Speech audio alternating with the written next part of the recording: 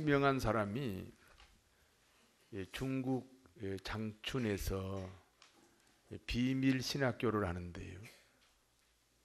이렇게 무더운 여름날입니다. 여러분, 장춘은요 진짜 더 훨씬 더워요. 우리 여기 하고 비교가 안 되게 겨울에는 춥고 여름에는 더워요. 24명의 그 목회자들이죠. 신학 교육 안 받는 목회자들 24명을 한 방에다 집어넣어 놓고 에어컨도 없고 선풍기도 없고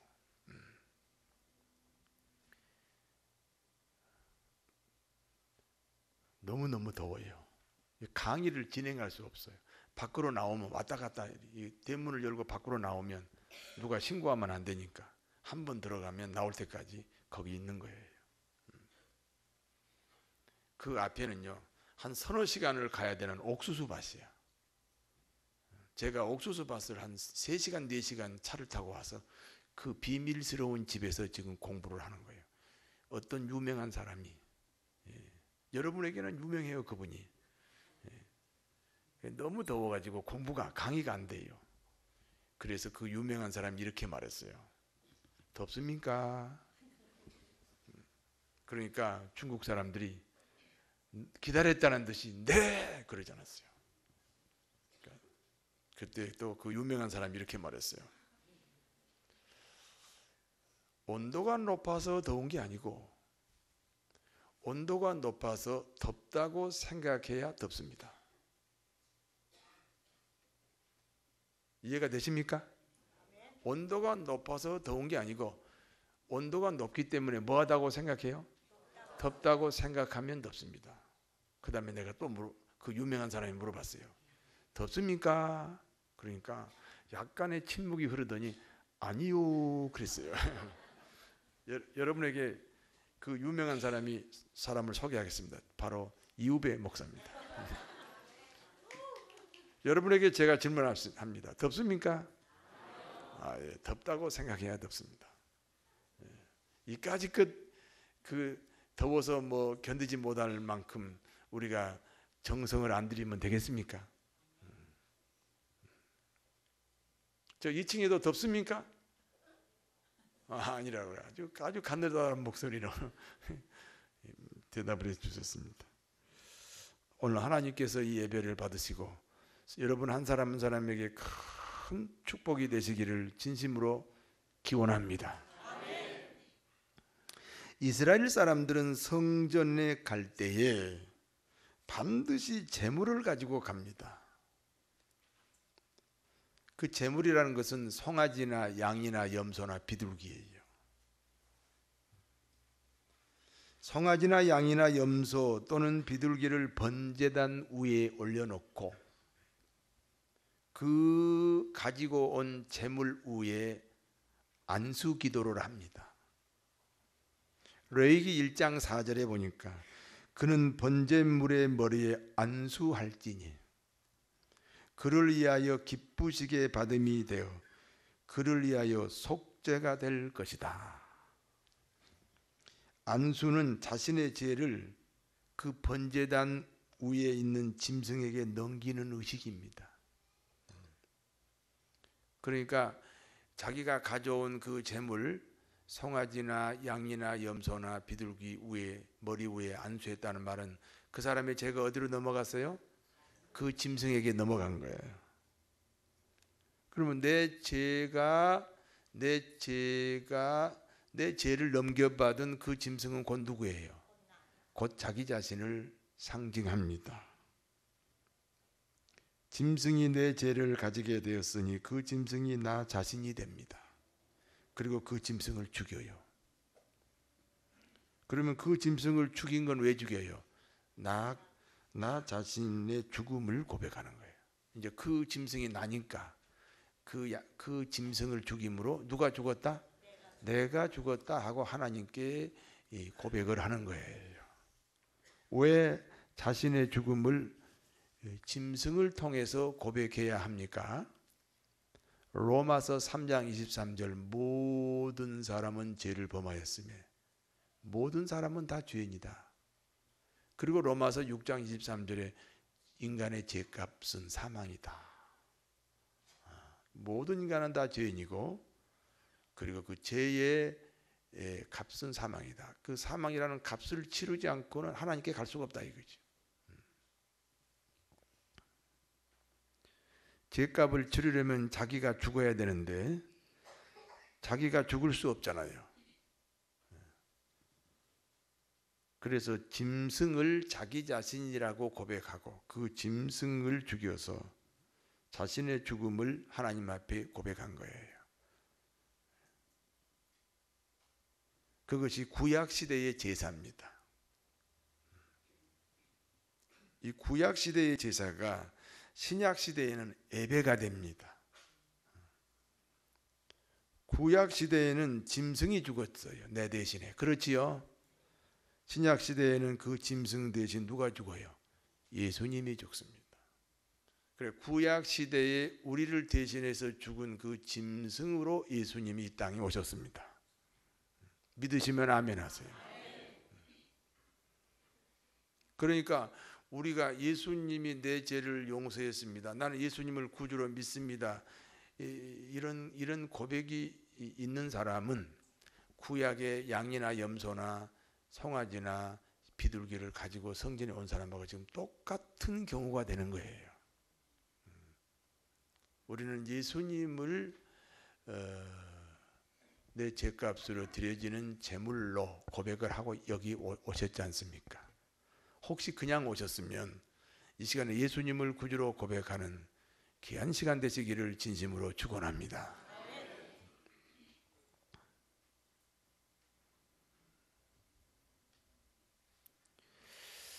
그러니까 이스라엘 사람들은 자기 자신을 대신하는 이 제물이 없으면 성전에 들어오지 못합니다.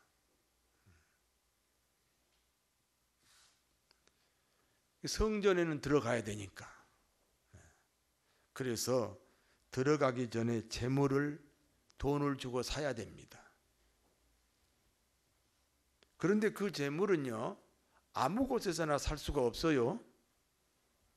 반드시 대제사장이 정해준 장소와 정해준 사람에게서만 그 제물을 사야 돼요. 거기서 사야만 뭔가 이렇게 비표시가 있어갖고 성전에 들어올 때 입장이 가능하단 말이죠. 그보다 훨씬 건강한 양이나 염소나 이런 제물을 가지고 와도 그 비표시가 없어. 그건 아무도 몰라. 비표시가 없으면 입장 자체가 안 된단 말이죠.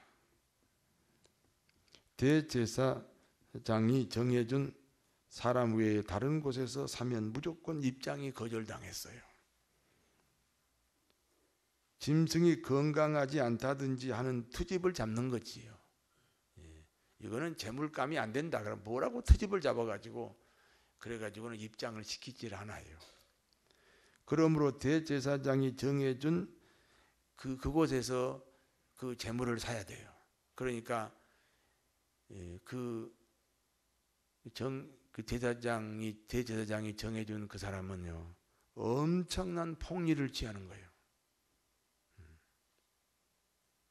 그 폭리를 취하고 그 이익금이 어디로 가느냐? 대제사장한테 가는 거예요. 요즘으로 말하면 교회 지도자들한테 그 이익금이 간다 그 말이에요.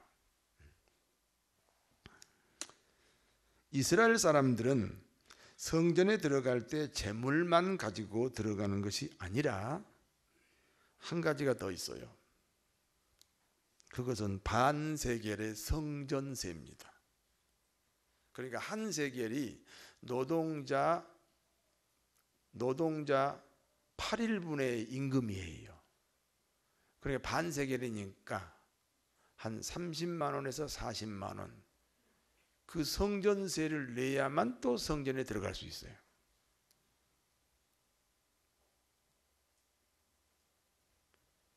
우리 같으면 감사헌금에 해당되지. 그러나 우리는 뭐 강제성은 없잖아요. 그러나 구약에는 입장 자체가 안 됐어요. 한 30만 원에서 40만 원 한번 예배 드릴 때. 당시 화폐는 여러 종류가 있었습니다. 특히 명절에는 여러 나라에서 유대인들이 몰려와요. 그래서 현지인보다 외부에서 오는 사람이 한 2배, 3배 돼요. 그러니까 다 자기가 살던 곳에 화폐를 가져왔잖아요. 그러니까 이제 성전에 들어가기 위한 화폐로 교환을 해야 돼요. 그것도 대제사장이 정해준 환전 상액에서만 교환을 해야 돼요. 엄청난 폭리가 발생하고 그 이익은 대제사장에게 고스란히 돌아갑니다. 성전 안에 이 두 종류의 장사꾼, 재물을 파는 사람과 돈 바꾸는 이 사람들을 향해서 주님이 채찍을 드셨다. 오늘 본문에 그렇게 기록이 됐습니다. 그들을 때리고 몰아내고 그 환전상을 막 엎어버렸다 그랬어요. 이 불신앙의 눈으로 보면 엄청난 폭력을 행하신 거죠. 한번 읽어볼까요? 예수님이 엄청난 폭력을 행하신 사건을 한번 읽어보지요. 이거 읽고 나면 좀 시원해질 거예요. 요한복음 2장 펴셨지요? 13절에서 17절까지. 13절에서 17절까지를 같이 읽겠습니다. 유대인의 명절이 가까운지라 예수님께서 예루살렘으로 올라가셨더니 성전 안에서 소와 양과 비둘기 파는 사람들과 돈 바꾸는 사람들이 앉아 있는 것을 보시고 노끈으로 채찍을 만드사 양이나 소를 다 성전으로 해서 내어 쫓으시고 돈 바꾸는 사람들의 돈을 쏟으시며 상을 엎으시고 비둘기 파는 사람들에게 이르시되 이것을 여기서 가져가라.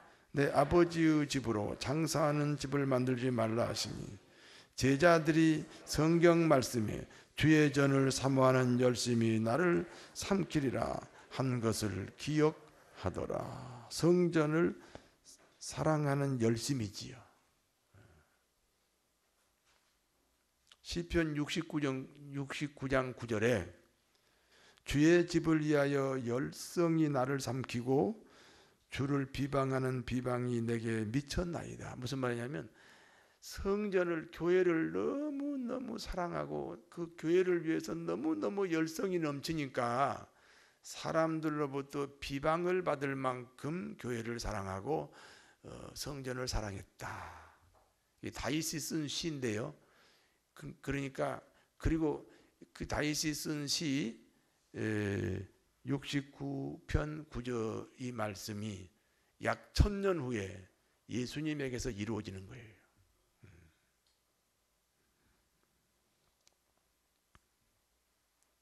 예수님께서 이와 같은 행동을 하실 것이라는 것을 약 1000년 전에 다윗이 시로 그렇게 노래하고 있습니다. 여러분, 이것은 혈기가 아닙니다. 그 성전 안에 그 장사하는 그 부패한 사람들, 그 장사꾼들이 무슨 권력이 있겠어요? 교회 지도자들, 그 대제사장 그룹들이 그렇게 뒤를 봐주고 그리고 이익을 챙겨가니까 지금 교회 안에, 성전 안에 이와 같은 부패 현상이 일어났습니다. 그래서 그것을 보고 아무도 비판하지 못할 때 당연히 이미 기존 권력에 대해서 뭐 그러려니 하고 자포자기하고 있었던 그때에 예수님께서 채찍을 들어서 그 장사꾼들을 막 때렸다니까요. 막 상을 엎어버렸어요. 짐승도 때리고 사람도 때리고 환전 그 상은 막 엎어버리고 막 이 어마어마한 폭력 사건인데 이것은 폭력이 아니고 혈기가 아니고 따라서 의로운 분노, 의로운 분노라는 것입니다. 내 아버지 집을 장사하는 집으로 만들지 말라. 내 아버지 집을, 교회를 말이죠. 자기 살아온 장사하는 장소로 만들지 말라. 그 문제를 놓고 의로운 분노가 있었어요. 여러분, 의로운 분노가 있어야 하나님이 축복합니다. 응? 여러분, 내가 하나님 앞에 충성하는 것이 다 의로운 분노 때문이죠. 자, 보세요. 예수님이 나를 위해 죽으셨어요. 자, 예수님이 나를 위해 죽으셨어요. 자, 그러면 그 말 하기 전에 우리 여러분은 돈 얘기하면 그냥 이해가 되니까, 내가 100만 원을 꿨어요. 그럼 어떻게 해야 돼요? 갚아야지. 100만 원을 꿨어요. 갚아야 돼, 안 갚아야 돼요? 100만 원 정도는 그냥 넘어가시려고? 그러면 1억을 꿨어요. 갚아야 돼, 안 갚아야 돼요? 꼭 갚아야 돼요. 그렇지요? 예수님이 나를 위해 죽었어요. 그러면 그 예수님의 이미 나를 위해 죽으셨다. 나를 그렇게 사랑하셨다. 나를 그렇게 사랑하셨다. 그 반응이 의로운 분노예요. 나도 죽어야지. 그러면 의로운 분노가 많은 거고요. 죽어볼까? 뭐 그러면서 미지근하면 의로운 분노가 조금 병아리 눈물만큼 있는 거예요. 병아리 눈물 보셨어요? 난 본 적이 없어요. 그렇게 의로운 분노가 그래도 조금이라도 있으시니까 이 성전에 오셨겠지요. 예. 마태복음 5장 6절에 의에 줄이고 목마른 자는 복이 있나니, 의로운 분노가 있는 자는 복이 있나니, 저희가 땅을 차지할 것이요. 결과적으로 부자는요, 땅을 차지해야 돼요. 땅을 차지하는 여러분 되시기를 진심으로 축원합니다. 교회를 통해서 세상적 이익을 얻으려고 하면 안 됩니다. 교회를 통해서요, 자기 사상이나 자기 철학을 관철하려고 해도 안 돼요. 물질적인 이익만 있는 게 아니에요. 나하고 안 맞은다. 그러면 안 맞은 거지. 그거 가지고 털어지고 비판하는 것도 결국은 자기 이익을 추구하는 그 종류 중에 하나예요. 오늘 이 성전에서 장사하는 장사꾼과 뭐가 다르겠냐 이 말이에요. 그런데 보세요. 그 장사꾼이 보통 나가라 해서 나갑니까? 뭘로 막 때리니까 나가요? 그 채찍이 하나님 말씀이에요. 교회는 베풀고 섬기고 나누고 희생하는 곳입니다. 하나님께 예배, 오직 영광을 드리는 곳이에요. 사람에게는 희생하고 하나님께는 찬송하고 예배하고 경배하고 영광 올리는 곳이에요.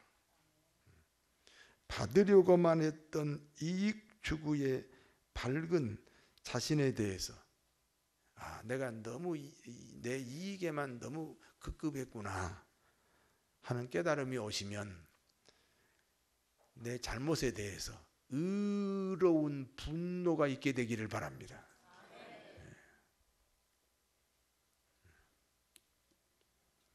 예수님의 성전 청결 사건을 본 유대인들의 반응입니다. 한번 읽어볼까요? 18절, 요한복음 2장 18절. 날씨도 더운데 그냥 성경이나 한번 읽읍시다. 18절입니다. 같이 읽습니다. 이에 유대인들이 대답하여 예수께 말하기를, 내가 이런 일을 행하니 무슨 표적을 우리에게 보이겠느냐. 예수님의 이 청결 사건, 이 엄청난 사건이지요. 장사꾼을요 폭력으로 몰아낸 것은 어찌 보면 대제사장에 대한 도전이잖아요. 그 다음에 올 불이익, 그 다음에 올 고난이 이게 상상이 안 가는 거예요.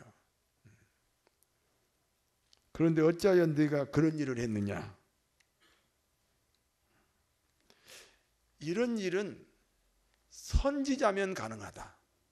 하나님이 보낸 선지자라면 가능하다. 혹시 당신이 선지자면 우리에게 표적을 보여줘라. 모세는 홍해를 갈랐고 여호수아는 여리고성을 무너뜨렸고 엘리야는 갈멜산에서 불이 떨어졌는데 너도 선지자라면 그런 어떤 기적을 우리에게 보여달라. 그렇게 유대인들이 주문을 하는 겁니다. 유대인들의 비난에 주님의 대답입니다. 따라서 너희가 이 성전을 헐어라. 내가 3일 안에 다시 세우리라. 와, 어떻게 이 성전을 헐어버리면 3일 만에 다시 세울까? 이 대답은요, 유대인에게는 너무너무 황당하고 너무너무 황당한 거예요. 여러분 보세요. 지금 예루살렘 성전이 3번 건축됐어요. 첫 번째는 BC 950년. 950년에 완공된 솔로몬 성전입니다. 그 후에 364년 그 후에, 그러니까 BC 586년에 바벨론이 와서 이 성전을 파괴해 버렸어요. 솔로몬 성전이 파괴된 지 142년이 된 어느 날, 그러니까 BC 444년에 스룹바벨을 중심으로 2번째 성전이 지어집니다. 이 2번째 지어진 이 스룹바벨 성전은요 424년 동안 지속됐어요. 그리고 BC 20년에 로마에 의해서 무너져요. 그러니까 이제 BC 20년에 예수님 오시기 20년이죠. 오시기 전 20년. 이 헤롯 왕은 이스라엘 백성들의 환심을 사기 위해서 이 무너지자마자 다시 성전을 건축하기 시작해요. 그것이 3번째 성전, 헤롯 성전입니다. 예수님께서 헐자고 했던 성전은 BC 20년에 시작을 해서 지금 46년 동안 아직도 완공이 덜 되고 있는 이 어마어마한 성전을, 이 헤롯 성전을 가리켜서 하신 말씀이에요. 유대인들은 주님 말씀에 이해가 안 되지요. 황당하지요. 그러나 주님의 말씀을 제자들이 이해를 합니다. 언제 이해했느냐? 예수님이 부활하신 다음에 이해를 해요. 자, 예수님이 십자가에서 죽으셨잖아요. 그리고 며칠 만에 다시 살아났어요. 3일 만에. 그러니까 예수님 자신을 뭐라고 가르치는 거예요? 예수님 자신을 성전으로 가르치는 거예요. 그럼 예수님이 왜 죽었어요? 그 부패한 성전과 함께 죽으셨다. 그 부패한 성전으로 인하여 죽으셨다. 그리고 3일 만에 다시 살아나셨죠. 그렇게 부활하신 예수님은 그러므로 새 성전입니다. 믿습니까? 예수님은 타락한 성전이 되어 십자가에 죽으시고 3일 만에 새 성전으로 다시 살아나셨습니다. 할렐루야.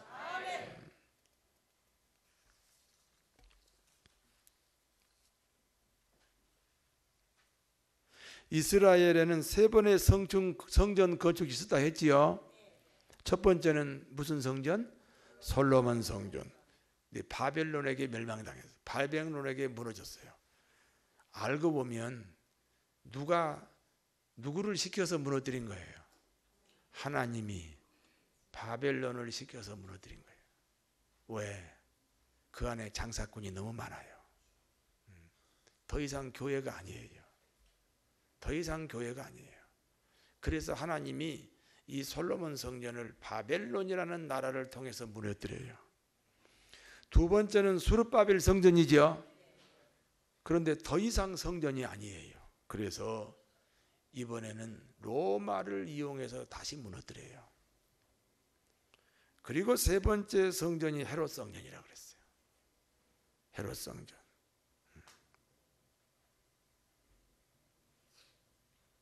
이 성전은 누가 헐겠다? 예수님께서 헐겠다는 거예요. 그래서 헤롯 성전이 되셔서 예수님이 죽으셨다. 그리고 3일 만에 부활하셔서 새 성전. 성도 여러분은 예수님이 어디 계세요? 내 안에 계시지요. 영접하는 자, 곧 그 이름을 믿는 자들에게는 하나님의 자녀가 되는 권세를 주셨습니다. 여러분 안에 예수님이 계십니다. 그러니까 어떤 성전이요? 새 성전이죠. 부활하신 예수님을 영접했잖아요. 새 성전. 여러분 안에 예수님이 계시다. 나는 예수님을 구주로 믿는다. 신앙 고백했다. 그 말은 내 안에 누가 계시다? 예수님이. 어떤 예수님? 부활하신 예수님. 그러니까 내 안에 무슨 성전? 새 성전이 있다. 새 성전이 있어요. 다시 말해서 장사꾼이 없는 성전. 전통주의에 빠져있는 교회는 장사꾼이 있는 교회예요. 사람 중심이 되는 교회도 마찬가지예요. 프로그램 중심, 법을 중심으로 옳고 그런 거 따지고 도덕론, 윤리론에 빠져있고, 그리고 건물 중심의 교회, 건물을 멋있게 화려하게 지어서 교인들을 끌어모으자. 그런데 건물을 잘 지어서 모인 사람들이 다 기존 교인들이라고 제가 지난번에 말씀드렸죠.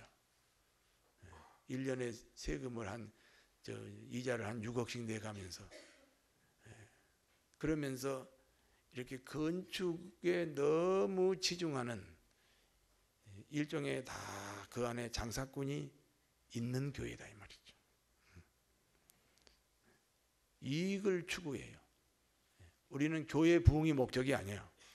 영혼 구원이 목적이에요. 그리고 영혼 구원이 많다 보면 교회가 부흥되겠지요.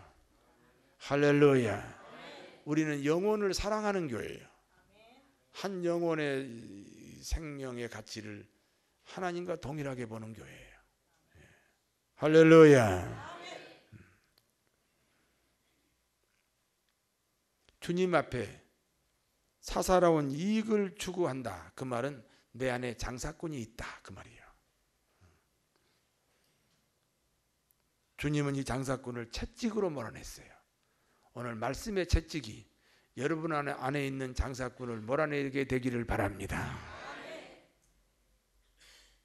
예수님은 장사꾼이 있는 성전이 되셔서 십자가에 죽으시고 부활로 말미암아 새 성전을 만드셨어요. 새 성전. 사람은 섬겨야 돼요. 사람 앞에 희생해야 돼요. 양보해야 돼요.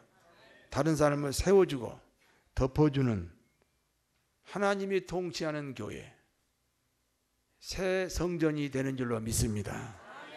그리고는 사람 앞에는 오직 영광이에요. 오직 영광. 새 성전은 어디에 있습니까? 여러분들의 마음에 계십니다. 예수님이 계시다면 그 성전은 새 성전이 되는 줄로 믿습니다. 그와 같은 새 성전이 금포교회 성전이 되어야 할 줄로 믿습니다. 교회에서는 별세하세요. 별세. 그래야 세상에서 출세합니다. 세상에서 별세한 사람이 꼭 교회 와서 출세하려고 그러지요. 보상 심리를 교회에서 받으려고 해요. 그러지 마시고 교회에서는 어찌하든지 별세를 해요. 다시 말해서 장사꾼을 다 죽여버려요. 다 몰아내버려요. 그러면 하나님이 세상에서 출세하게 만들어 주셔요. 하나님의 약속인 줄로 믿습니다. 믿습니까? 믿습니까? 새 성전이 어디 있어요? 내 안에 있어요. 내 안에 있어요. 그런 사람들의 모임이 금포교회가 되어야 한다 이 말이에요. 26주년을 맞이해서 우리가 이 목표를 향해서, 이 새 성전을 목표로 향해서 우리가 노력하고 수고하고 있을 때 하나님의 놀라운 위로와 축복이 있게 될 줄 믿습니다. 기도하겠습니다.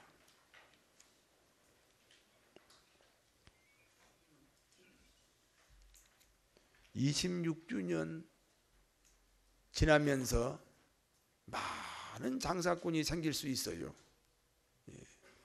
전통적인 교회가 장사꾼이 많다고요. 교회 부흥에 너무 집착하다 보면 또 장사꾼이 생겨요. 자기 명예나 자존심을 너무 지키려다 보면 또 그것이 장사꾼이 돼요.